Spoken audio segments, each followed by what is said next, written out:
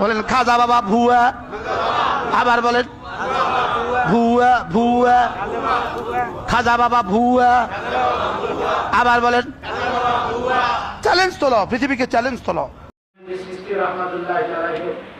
সম্পর্কে বিসর্জন করা হয় এতেকাফের মধ্যে বসে তারা আবার নিজেরা সিস্তিয়া তরিকা চর্চাও করে। সিস্তিয়া নিজেরা দেখবেন যে মৌলবী আমার খাজার বিরুদ্ধে এমন বিসর্জন করছে, কুৎসিত ভাষায় আমার খাজার বিষয়গুলাকে উল্লেখ করছে। কি মৌলবীও কিন্তু সিস্তিয়া নিজামিয়া তরিকা চর্চা, উনি নিজেকে দাবি করে হাকিমুন নফস, নফসের চিকিৎসক, আত্মার চিকিৎসক। এখন আত্মার চিকিৎসক একজন তরিকতের বুজুর্গের বিষয়ে বিসর্জন হতে পারে। কি বলে? সে নিজে চর্চা করে সিস্তিয়া নিজামিয়া, নিজে বায়াত করে সিস্তিয়া নিজামিয়া তরিকা, কিন্তু সে হযরত খাজা যিনি ভারতবর্ষে না আসলে, ভারতবর্ষে যার আগমন না হইলে এই ভারতবর্ষ ইসলাম শিক্ষা করতে পারতো না। ঠিক কিনা? খাজা মঈনুদ্দিন চিশতি উনি তো আজকালের রাহবার না, 100-200 বছর আগে দুনিয়াতে আসেন নাই, 1000 বছর আগে উনি দুনিয়াতে আসছিলেন। উনি কোনো সাধারণ ব্যক্তিত্ব ছিলেন না। উনি বাইতুল্লাহতে 2 বছর, বাইতুল্লাহতে 2 বছর ইলমে হাদিসের দরজ দিয়েছেন। মনে রাখতে হবে, কোন আল্লাহর ওলি আলিম না হইয়া আল্লাহ দুনিয়াতে ওলি হিসাবে প্রতিষ্ঠিত করা না। প্রত্যেক আল্লাহর ওলির সিরাত আল্লাহ ইলমে শরীয়ত, ইলমে হাকিকত, ইলমে মারিফতের ধন দিয়াই আল্লাহর ওলি হয়। ঠিক না? আল্লাহর ওলিরা হলো জাতির রাহবার। কারণ 1000 বছর আগে আমার নবী দুনিয়াতে আসছিলেন। ঠিক কি না? আমার নবী আখিরি নবী, ওনার পরে কোন নবী নাই।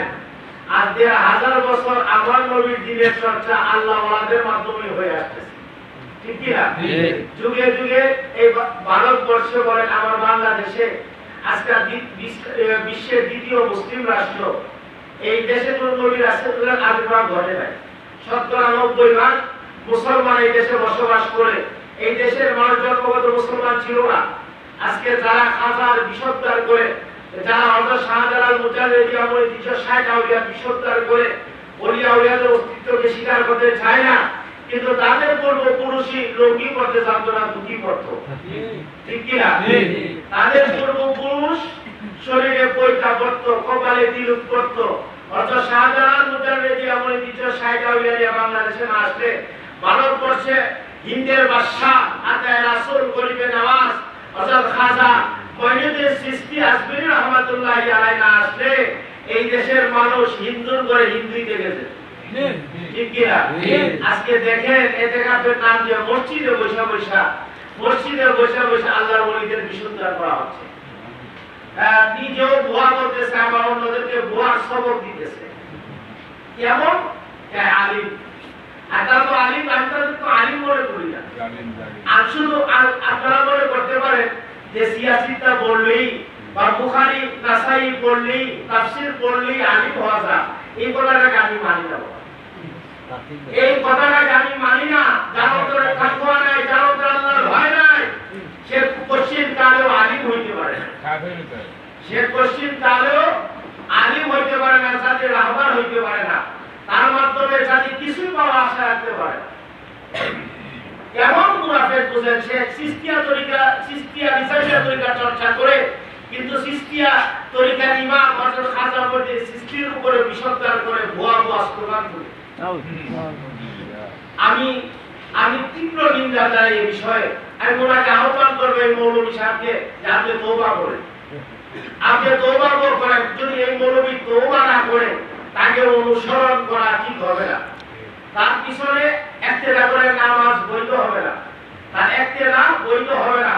কারণ হযরত খাজাকে বিসর্জন করা মানে দিন ইসলামকে বিসর্জন করা। এই ভারতবর্ষে ইসলাম প্রতিষ্ঠিত হয়েছে, ইসলামের খেদমত যারা করছে তাদেরকে অস্বীকার করলে, তাদের খেদমতকে অস্বীকার করলে, তাদেরকে তিরস্কার করলে ইসলামের অস্তিত্ব থাকে না। খাজা তো সাধারণ খাজা না। খাজাকে কি ভাবছেন আপনারা? খাজা নিজ ইচ্ছায় কি ভারতবর্ষে আসছে? খাজাকে নিজ ইচ্ছায় ভারতবর্ষে আসে না, মদিনা থেকে ভারতবর্ষটাকে পাঠানো হয়েছে দিন ইসলামের হাদি হিসাবে, আর ওনাকে বিশ্ববিদ্যালয় করা হয় এই দেশে। আমরা আবার তাদের ওয়াজ শুনি। আমি আজ বলে রাখি, ওই সব মৌলবী, এই মৌলবী তওবা করার আগ পর্যন্ত তার ওয়াজ শোনাও ইসলামে বৈধ হবে না। ঠিক। তাকে ইত্তেবা করা, তাকে অনুসরণ করলে আল্লাহ রাসূলের আদর্শ মানা হবে না। ওলিয়া উলিয়াদেরকে অস্বীকার করা যায় না। ওলিয়া উলিয়াদেরকে অস্বীকার করলে ইসলামের অস্তিত্ব এই দেশে, ভারতবর্ষে থাকে না। আপনি মৌলবীর কয়টা হাদিস পড়ছেন, কতটুকু তাফসীর পড়ছেন? কোরআনের তাফসীর করেন আর খাজারকে ভুয়া ভুয়া বলেন। কোরআনের কোথায় খাজা ভুয়া ভুয়া আছে আপনাকে দেখাইতে হবে। আমরা আহ্বান করব, অতি অবিলম্বে আপনি তওবা করেন, তাদের কাছে ক্ষমা চান। খাজা আপনার মতো ব্যক্তিত্ব না, খাজার ভালোবাসা এই দেশের কোটি কোটি মানুষের অন্তরের মধ্যে আছে। আপনার এই উক্তির কারণে এই দেশের মানুষের অন্তরে আজ রক্তক্ষরণ হচ্ছে, ভালো হবে না। এইভাবে ওলিয়া উলিয়াদেরকে অস্তিত্ব নিয়ে টানা হেঁচড়া করা, ওলিয়া উলিয়াদের বিশ্ববিদ্যালয় করা, এমন হক করা ঠিক হবে না। আমি আহ্বান করবো আপনি তওবা করেন এবং তাদের কাছে ক্ষমা চান। অথবা আমি আপনাদেরকে আহ্বান করবো, এমন মৌলবীকে বয়কট করতে হবে। তাদের ওয়াজ শোনা যাবে না, তাদের কাছে যাওয়া যাবে না। তারা হলো ফেরাউনের নমুনা। তারা, আপনি খাজার বিরুদ্ধে করার মানে কি? পিতৃরাজের অনুসরণ করা। তাহলে বোঝা গেল সে পিতৃরাজের অনুসারী, ঠিক কিনা? খাজার পিতৃরাজেই তো সমস্যা হয়েছে, ঠিক কিনা? এখন খাজার খেদমতকে আপনি অস্বীকার করবেন, তাকে ভুয়া করবেন, তাই তো আমরা বুঝে নিব আপনি হয়তো পিতৃরাজের বংশধর, ঠিক কিনা? পিতৃরাজের বংশধর। শুধু দাড়ি টুপি দেখলে, জুব্বা দেখলে দৌড়ায় যায় না বাবা। 61 হিজরির পর দাড়ি টুপি জুব্বা দুই ভাগে বিভক্ত হয়ে গেছে। 61 হিজরির পর কারবালার মাধ্যমে কোন কাফের মুশরিক আমার ইমাম হোসাইনের গলায় ছুরি ধরে নাই, ধরছে না। ইমাম হোসাইনের মুখে বৈশাখ গলায় যে ছুরি ধরছিল তা সেও কোরআনে হাফেজ ছিল, তার মুখে দাড়ি ছিল, তার মাথায় পাগড়ি ছিল, পরনে জুব্বা ছিল, ঠিক কি না? আর ওই তাদের অনুসারীরাই আজকে ইতিকাফ নামক কত সুন্দর ইবাদতের আল্লাহ ইবাদতের জন্য আল্লাহর ঘরে বসা ওলিয়া উলিয়াদের বিশুদ্ধতা করে, ওলিয়া উলিয়াদের বিদ্বেষ মানুষের অন্তরে প্রতিষ্ঠিত করার অপচেষ্টা করতেছে। আমি বলবো, অতি অবিলম্বে আপনি ক্ষমা চান, জাতির কাছে আর তওবা করেন। আপনি যেভাবে লাইভে আইসা আমার খাজাকে ভুয়া ভুয়া বলে বিশুদ্ধতা করছেন, এমনি ভাবে যারা উপস্থিত ছিল সকলে সম্মিলিতভাবে আবার লাইভ করে আপনাকে জাতির কাছে ক্ষমা চাইতে হবে এবং তওবা করতে হবে। আর তওবা না করা পর্যন্ত ওই মৌলবীর পিছনে ইক্তেদা করে নামাজ হবে না। বুঝতে পারছেন? সাবধান হয়ে যান, দাড়ি টুপি দেখলে দৌড়ায় যায় না। তা আল্লাহ রাসূলের হাদিস আমার মুখের কথা না, তাদের কোরআনের তিলাওয়াত শুনলে আপনারা অবাক হয়ে যাবেন, তাদের আমল দেখলে আপনারা অবাক হয়ে যাবেন, তাদের তাফসীর দেখলে শুনলে আপনারা অবাক হয়ে যাবেন। কিন্তু আপনার মনে হবে তাদের কাছে আপনার নামাজ, আপনার জিকির, আপনার তিলাওয়াত কিছুই না। কিন্তু দেখবেন কণ্ঠনালীর নিচে তাদের ঈমান থাকবে না, কণ্ঠনালীর নিচ পর্যন্ত তাদের ঈমান থাকবে না। কারণ তারাই হলো মুনাফিক। তারাই কারবালাতে ইমাম হোসেনের গলায় ছুরি ধরছিল, তারাই ইসলামের দ্বিতীয় খলিফা হযরত উমরকে শাহাদাত করছে, ইসলামের তৃতীয় খলিফা হযরত উসমানকে শাহাদাত করছে, বেলায়েতের বাদশা হযরত আলীকে শাহাদাত করছে। কোন কাফের মুশরিক ইসলামের এই ক্ষতি করে নাই, মুনাফিক মুসলমানরা করছে, ঠিক কি না? অতএব মুনাফিকদের কাছ থেকে আপনারা সাবধান থাকতে হবে। আল্লাহ কাফেরের পরিচয় দিতে গিয়ে 6 থেকে 7টা আয়াত ব্যবহার করছে সূরা কাফিরুন সূরার মাধ্যমে কোরআনে, ঠিক কি না? কিন্তু মুনাফিক আমাদের মতো টুপি, আমাদের সাথে নামাজ, আমাদের সাথে রোজা, আমাদের সাথে তেলাওয়াত, কিন্তু ভিতরে ভিতরে ইসলামের যত বড় বড় ক্ষতি হয়েছে তাদের মাধ্যমে, ঠিক কি না?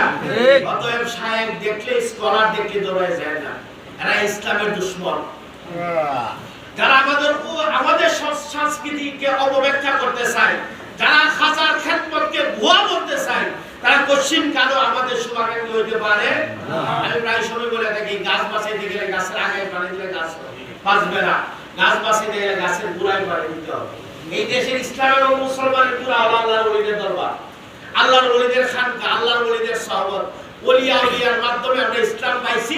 ওলিয়া উলিয়াদের অনুসরণে আপনার কবরে যেতে চাই, ঠিক কি না? ওলিয়া উলিয়াদের অনুসরণ ছাড়া কোন মৌলবীর অনুসরণ করে জান্নাত আমরা চাই না, আমরা চাই না। কত বড় সাহস! এতে কাফের বিধান আছে না? বলবি এতে কাফের বিধান জানে না? এতে কাফের বসে কি লাইভ করা যায়? এতে কাফের বসে লাইভ করার বিধান আছে না?